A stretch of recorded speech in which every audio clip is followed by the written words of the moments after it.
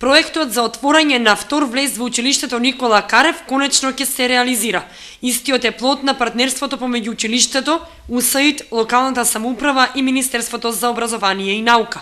Со тоа ќе биде решен проблемот кој со години се провлекува во училиштето и од капитално значење. Наредната недела ќе има до потпишување или меморандум за соработка во кој ќе биде вклучено училиштето Никола Карев, УСАИД, Министерството и локалната самоуправа.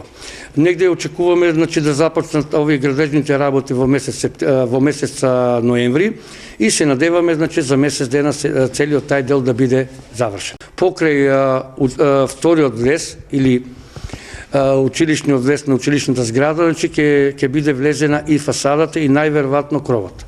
Со тоа би ја заокружиле, како да кажам, инфраструктурната врска на самото училиште, кој подолго години не мачи како училиште и за безбедноста и ефектите кои ќе ги добијат придобивките учениците, вработените и родителите од градот Кочани. Целокупниот проект чини повеќе од 3 милиони денари. УСАИД учествува со 1.200.000. Училиштето со околу 15% од вкупната сума и 10% ги дава општината.